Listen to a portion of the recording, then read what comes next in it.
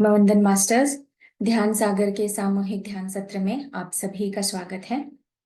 चलिए मास्टर, आज हम भीमा शंकर की कथा सुनेंगे और साथ साथ ध्यान भी करेंगे। तो मैं एक बार फिर से मैं सुजाता जी का स्वागत करती हूँ आज के इस सत्र में। Welcome Sujata ma'am. Ma'am unmute कर लीजिए आप।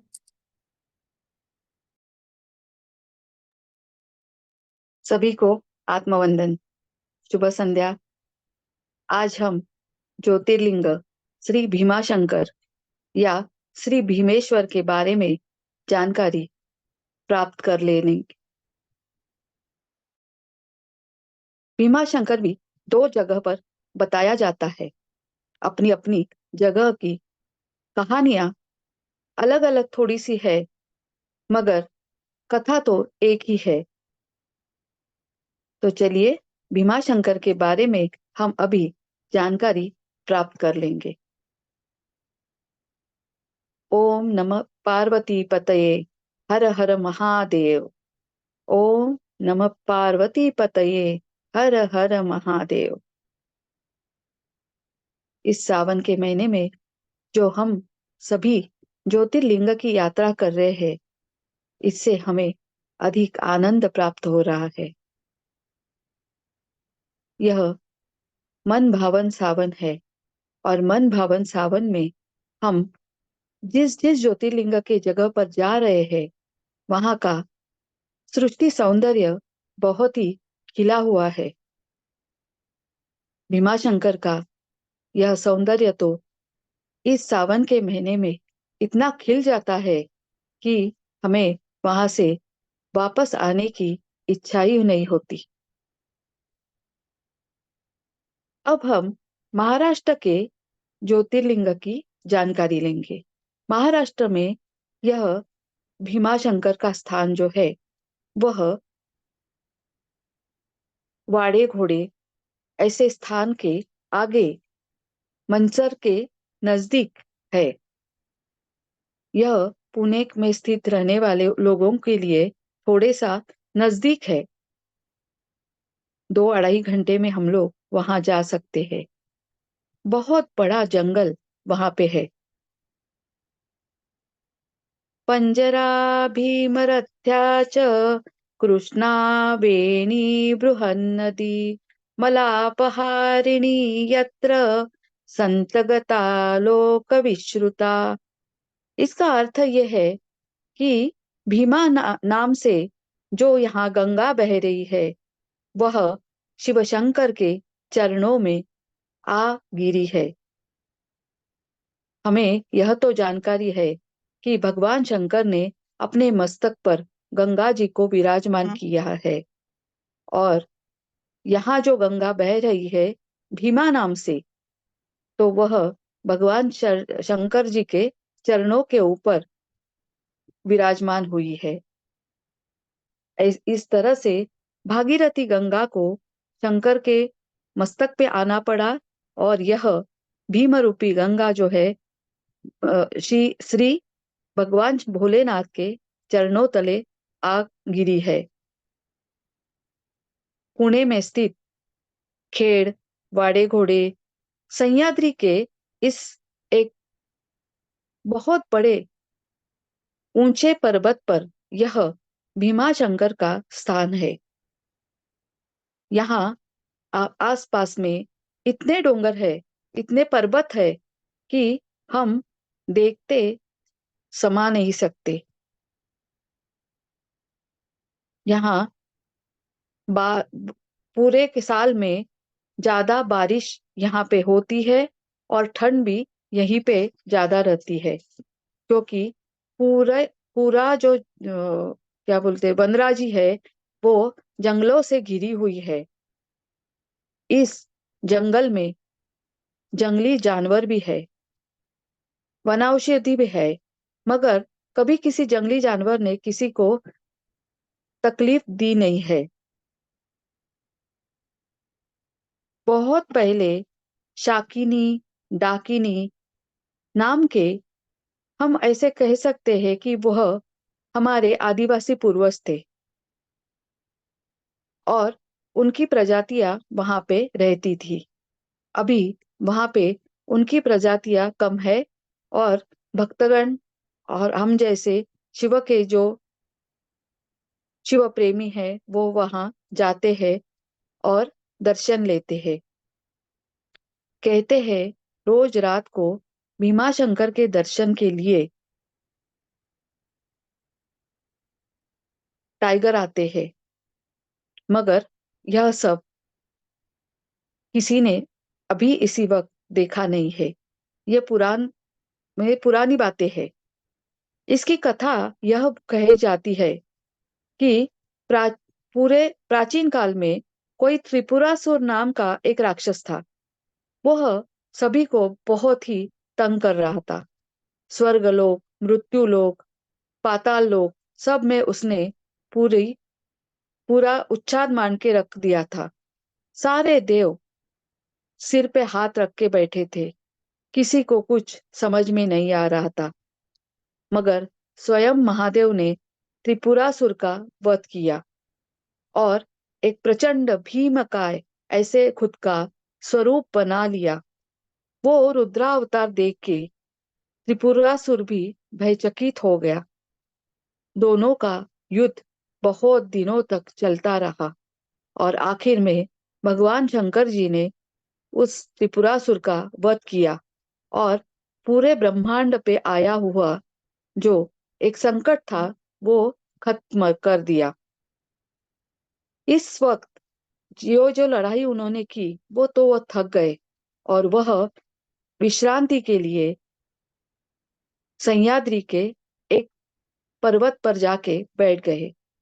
उनके शरीर से जो पसीने की गंगा बह रही थी, वह पसीने की गंगा एक कुंड में जाके जमा हो गई और वो ही भीमा नदी करके कहलाती है।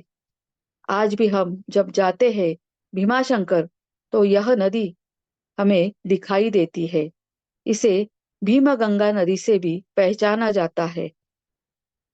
सभी देव देवताओं ने, भीमगणों ने, भक्तगणों ने, सभी ने यह भीमकाय रुद्र महादेव को प्रार्थना करके कहा कि आप हमारे सबके रक्षण के लिए इस स्थान पर वास्तव्य करें। और यह विनंती मान्य करके भगवान शंकर ज्योतिर्लिंग स्वरूप में यहाँ पे रुक गए। उनके साथ उनकी पत्नी पार्वती देवी यानी माता भी यहाँ पर आ चुकी है और उसका एक अलग ऐसा स्थान कमलजा नामक भगवा देवी के नाम से वो यहाँ पहचानी जाती है और उसका भी दर्शन हम सभी लोग करते हैं। यह थी भीमाशंकर की कहानी। यह महाराष्ट्र में स्थित भीमाशंकर जो स्थान है इसकी कहानी। अब हम और एक ज्योतिर्लिंग भीमाशंकर के नाम से पहचाना जाता है। वह है गुवाहाटी के पास ब्रह्मपुर पहाड़ी, आसाम में यह स्थित है। हमारे ज्योतिर्लिंग में सिर्फ इस भीमाशंकर का नामोल्लेख है, मगर अभी सभी लोग इस भीमाशंकर के भी दर्शन को जाते हैं। इस ज्योतिर्लिंग की स्थापना के विषय में शिव पुराण में यह कथा दी है कि प्राचीन काल में भीम नामक एक महाप्रतापी राक्षस था। वह कामरूप प्रदेश में अपनी माँ के साथ रहता था। वो महाबली राक्षस राज रावण का छोटा भाई कुंभकर्ण उसका पुत्र था, लेकिन उसने अपने पिता को कभी देखा नहीं था। अपने होश संभालने के पूर्व ही भगवान राम के द्वारा कुंभकर्ण का वध हुआ था। जब युवावस्था प्राप्त हुई तभी उसकी माता ने उससे यह सारी बातें बताई। भगवान विष्णु के अवतार श्री रामचंद्र जी द्वारा अपने पिता के वध की बात सुनकर महाबली राक्षस अत्यंत संतप्त और क्रुद्ध हो गया। अब वह निरंतर भगवान श्री हरि का वध के लिए सोचने लगा। उसने अपने अभिष्ट की प्राप्ति के लिए 1000 वर्ष तक कठिन तपस्या की। उसकी तपस्या से प्रसन्न होकर ब्रह्मा जी ने उसे लोक विजयी होने का वर दिया। अब तो वह राक्षस ब्रह्मा जी के उस वर के प्रभाव से सारे प्राणियों को पीड़ित करने लगा। उसने देवलोक पर भी आक्रमण करके इंद्र आदि सारे देवताओं को वहां से बाहर निकाल दिया। पूरे देवलोक पर अब भीम का अधिकार हुआ। इसके बाद उसने भगवान श्रीहरि को युद्ध में परास्त किया। श्रीहरि को पराजित करने के पश्चात उसने काम रूप में परम शिवभक्त राजा सुदक्षिण पर भी आक्रमण करके उन्हें मंत्रियों द्वारा बंदी बना लिया। इस प्रकार धीरे धीरे उसने सारे ब्रह्मांड के लोगों पर, सारे स्थानों पर अपना अधिकार जमा लिया। उसके अत्याचारों से वेद, पुराण, शास्त्र, स्मृतियां सभी एकदम शून्य शून्य सी हो गई। कोई भी किसी को भी वह धार्मिक कार्य करने नहीं देता था। इस प्रकार यज्ञ, दान, तप, स्वाध्याय आदि सारे काम रुक गए थे। उसके अत्याचार की भीषणता से घबराकर ऋषि मुनि, देवगण भगवान शिव की शरण में गए। उनसे अपना तथा अन्य सारे प्राणियों का दुख कहा। उनकी यह प्रार्थना सभी की सुनकर भगवान शिव ने कहा, मैं शीघ्र ही उस अत्याचारी राक्षस का संहार करूंगा। उसने मेरे प्रिय भक्त कामरूप नरेश सुदक्षिण को अपने सेवकों का समेत बंदी बनाया है। वह अत्याचारी असुर अब और अधिक जीवित रहने का अधिकारी नहीं रहा। भगवान शिव से यह आश्वासन पाकर ऋषि मुनि और देवगण सभी अपने अपने स्थानों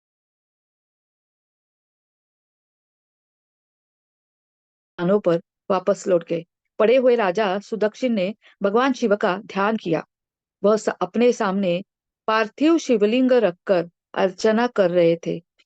उन्हें ऐसा करते हुए देखकर वह राक्षस क्रोधोन्मत्त होकर उसने तलवार से उस पार्थिव शिवलिंग पर प्रहार किया, किंतु उसकी तलवार का स्पर्श लिंग से हो ही नहीं पाया और उसके भीतर से साक्षात भूत भावन भोलेनाथ शंकर जी वहां प्रकट हुए।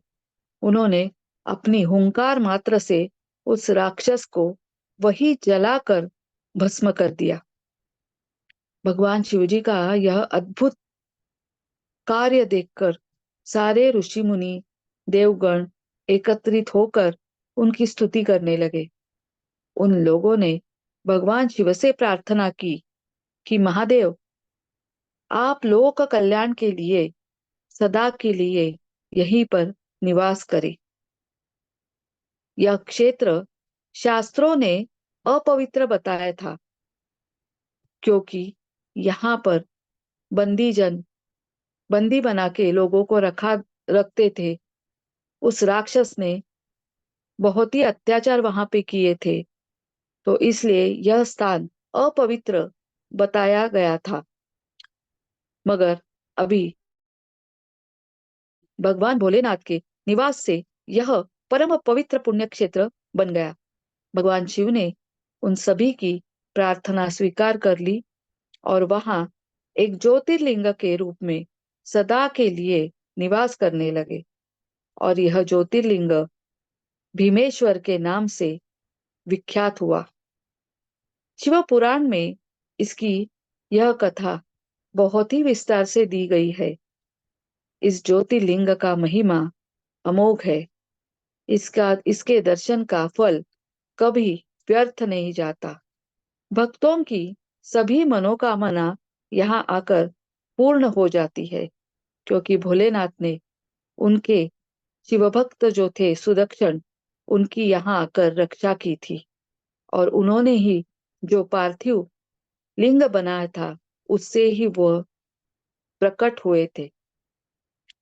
और एक जगह है हमारे इस भारतवर्ष में, उत्तराखंड के राज्य में नैनीताल के उज्जैन नामक स्थान पे भीमाशंकर का और एक स्थान है। यह भी ज्योतिर्लिंग कहलाता है। सभी 3 स्थानों पर हमारे भोलेनाथ भगवान प्रकट हुए हैं, ऐसा हरेक का दावा है।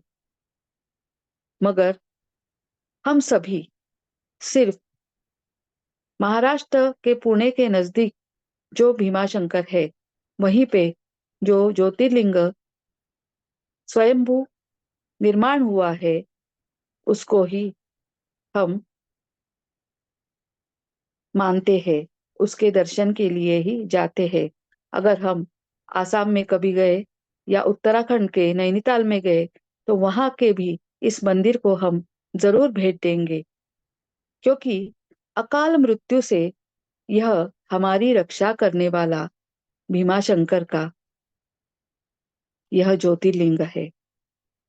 भगवान शिव की आराधना हम करते हैं, ओम नमः शिवाय का जप हम करते हैं, उनके प्रति हमारी श्रद्धा आदर्शता जागृत होती है, हमें मनःशांति प्राप्त होती है, और यह इस देह के में अकाल मृत्यु से हमारी रक्षा वह करते हैं, क्योंकि हमारे 7 जन्मों के जो पाप है हमने किए हुए, वह यहाँ के दर्शन से, सिर्फ यहाँ आने से भी सभी के सभी नष्ट हो जाते हैं, और शिवलोक के यहाँ हमारे जाने के रास्ते खुल जाते हैं। और एक है बात कि जो डाकिनी शाकिनी, यह जो उल्लेख आता है कि डाकिन्याम भीमाशंकरम, यानी डाकिनी शाकिनी का राज्य जो भीमाशंकर के जंगलों के यहाँ था या सह्याद्री पर्वत के पास था, तो वह राक्षस लोगों की देवताएं थी, स्त्री स्वरूप देवताएं थी, और यह तंत्र विद्या में माहिर थी। इसीलिए जो डाकिनी नाम की जो एक स्त्री थी, उसका भी वध यहाँ पर शंकर जी ने आकर किया है। ऐसी एक छोटी सी कथा भी इस यहाँ पे प्रचलित है, और यहाँ से सभी राक्षसों को भगवान शंकर के आने के बाद यह स्थान छोड़ना पड़ा, और वहां वे दूसरी जगह जाकर बस गए, क्योंकि स्वयं भगवान ही यहाँ आकर बसे हैं, तो यहाँ भूत प्रेत या राक्षसगण कैसे रह सकते हैं। यह बातें तो सिर्फ पुराणों में थी, पुराणों की बातें हैं। इसीलिए सभी लोग कहते हैं कि भगवान शंकर के यहाँ सभी जो कोई जाता है, तो वह बहुत ही बड़े प्यार से उन्हें अपनाता है। इसके बाद में और एक कथा है कि ये एक जो यहाँ बहुत ही बड़े जंगल थे, इसीलिए एक जो लकड़ी काटने वाला जो आदमी था, वह एक दिन एक पेड़ काट रहा था, और उसने उस पेड़ के मूल में इतने जोर से घाव डाला, तो वहां से खून की नदियां बाहर बहने लगी।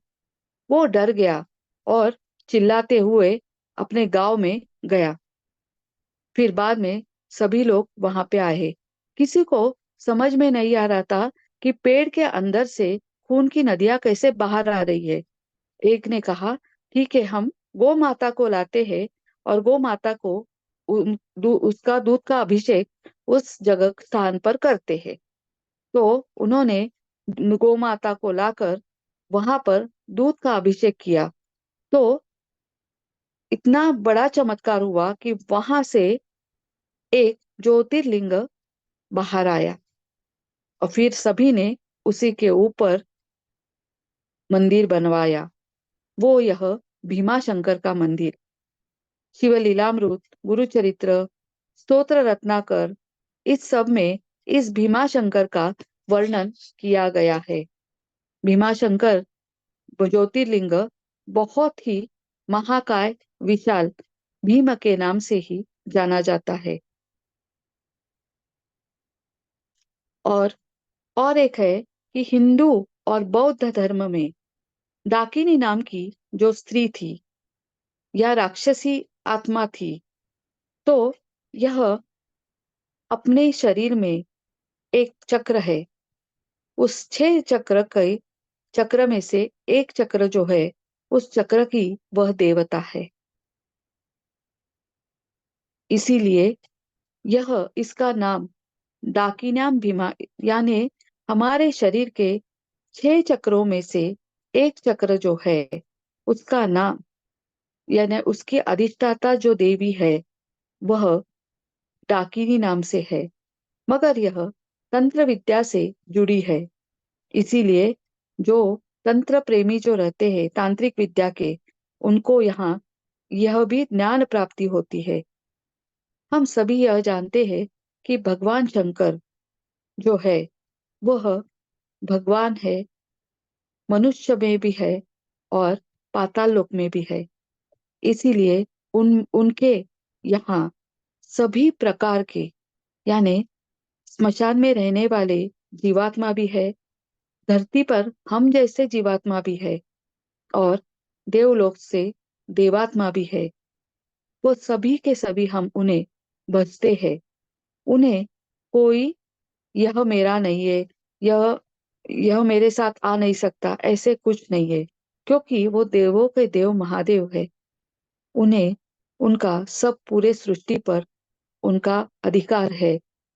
सभी सृष्टि उनके कहने से ही चलती है। हमने कल ही देखा कि सृष्टि के या प्रकाश का जो आरंभ बिंदु है और अंत बिंदु है, यह सब उनके ही ज्योतिर्लिंग का, उनके अस्तित्व का स्वरूप है। तो इसीलिए यह जो तंत्र विद्या कहते हैं या हम जो करते हैं वो साधना, या भगवान जो स्वयं करते हैं वो अलग साधना, यह सभी उनको समर्पित है। तो चलिए हम भी अभी ध्यान में मग्न होंगे, शिव शिव जी की आराधना करेंगे और भीमाशंकर ज्योतिर्लिंग का आशीर्वाद प्राप्त करेंगे। हम जिस जगह पे बैठे हैं वहां पे हम सुखासन, पद्मासन, आरामदायक स्थिति में बैठ जाएंगे। आंखों के ऊपर का चश्मा हम निकाल देंगे और अपने पंच तत्वों को अपनी गोदी में लेंगे। मन शांत, आंखें बंद। कैलास राणा शिवचंद्र मौळी, फणींद्र माथा मुगुटी झळाळी, कारुण्य सिंधू भवदुःखहारी, तुझ बीन शंभो मज कोण तारी।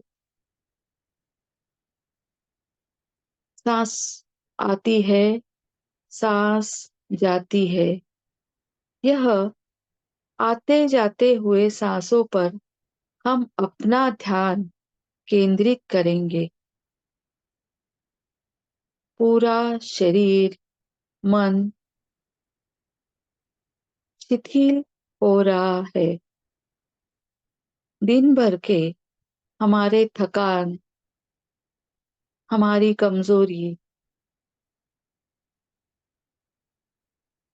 शरीर के जिस भाग पर हमें दर्द है,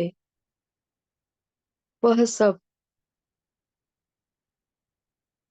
आती जाती हुई सांस के द्वारा बाहर निकल रहा है। बहुत ही आनंदमय स्थिति में हम ध्यान की ओर बढ़ रहे हैं।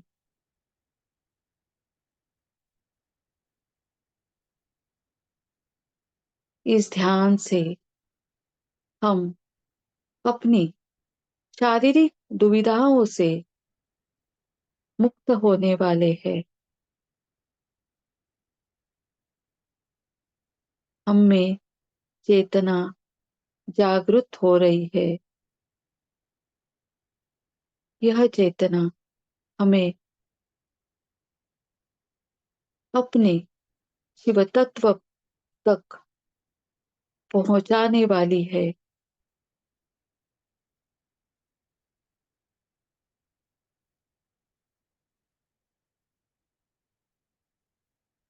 सांस अंदर, सांस बाहर। सिर्फ अपने सांसों के साथ जुड़े रहिए।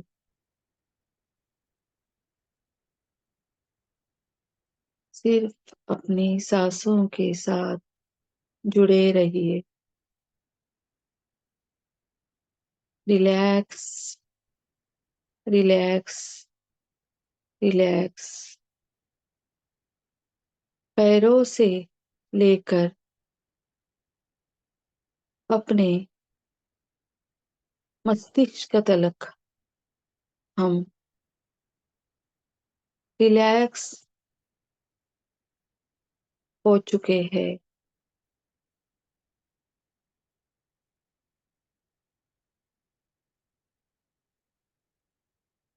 ओम।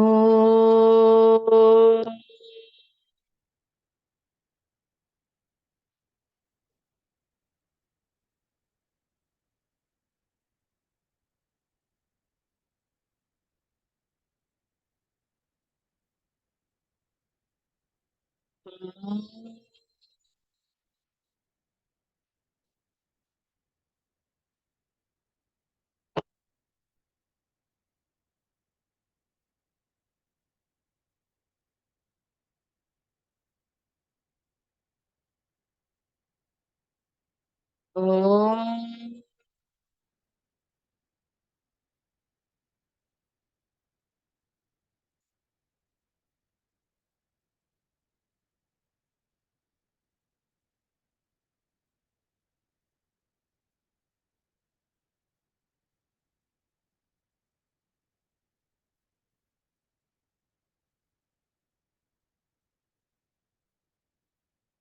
सांस अंदर लेते हुए अ, मध्य में ऊ, और सांस बाहर छोड़ते हुए म। अपनी सांसों पर इस ओम का उच्चारण कीजिए